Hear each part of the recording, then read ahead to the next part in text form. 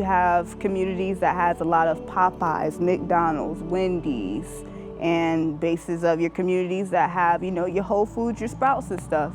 But further and away from that, I feel like changing our community, we should get those options and actually know those options instead of getting those options and hearing that we're eating better for our body. We're actually knowing why we're eating better for our body, the purpose of it. This area has a lot of fast food places, and so having the option between one fast food place and another is not really true options. But having the choice between fast food or fresh okra and fresh pink-eyed peas and knowing how to prepare that in a dish, that is more along the lines of having true food sovereignty. People in my community don't necessarily eat fresh fruit. We don't eat fresh greens or fresh vegetables. That is not something that is instilled within us culturally. So that's something that I wanted to break as a Black woman, and as a woman growing up and starting her own family and own generation, I would like to be the one to stop that and go into learning more about gardening and being able to pass down this information to a future family. So if you grew up eating fast food, you grew up, not having access to fresh and healthy foods, you really don't know what's missing. And so that's why I think it's so incredibly important to introduce gardening as a way of life. So exposing residents to this garden that's in the heart of the community, helping them learn about that and understanding how they could create their own little pocket garden.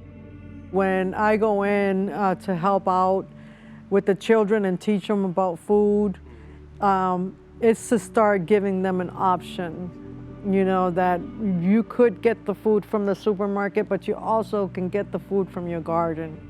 That nutrition and knowing about that life force is 100% my passion. It is key to teach people what it is and how to eat and what it does for you. See, that way when you send a kid off and you've given them the options of, a nice fruit bowl as opposed to cereal full of sugar, well, this young boy is probably going to do a whole lot better if you give them a bowl of, fruits and vegetables. We bought this property. It was 7 acres of vacant land, and the first thing that we wanted to do was build a community garden to get the residents excited for the park that was about to come, which is really representative of access to green spaces, sustainability, food, and that community bonding that is so necessary for communities. Gardening is a very valuable skill in today's age, even in a small scale sense. Just knowing that you know the basics of how to grow your own food really will change the way that you eat fundamentally, and hopefully change your decision making on where food comes from and how it's produced. My goal at the end of the day is that I want this community to feel a sense of ownership for this garden so that they are the ones that end up protecting it and growing from it long after I'm gone. I want people's children's children to be from this community to be continually helping this garden.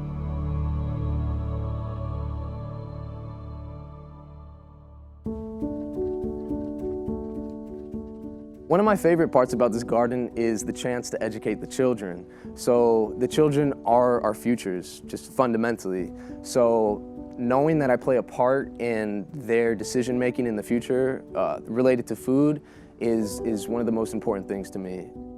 So we have a bi-weekly class during the school year where the students come out and they can learn about pollination. They dressed up like bees and put on little wings and little feelers, and we went around the garden and learned about pollination. Growing our own food is a necessity that every human being who lives on this earth should possess. It's a knowledge that will never grow old. It's something that can be passed down for generations. It's something that everyone should know, among other things that I myself am trying to learn as well, to be equipped.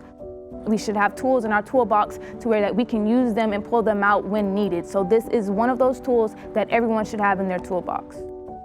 The Food Sovereignty Group has been such a blessing to the garden because they are helping provide that educational context and helping us think in different ways in the garden. It's not just about the food. It's about where's the food coming from? Where did the food originally grow throughout the world? What culture does it represent?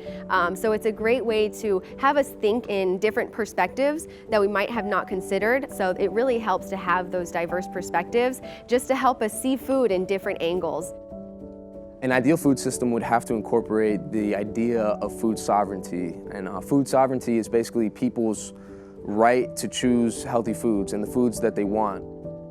I don't have to go to the store to buy produce that I need. I don't have to go to the store every single time that I need an herb or a spice or a fresh product.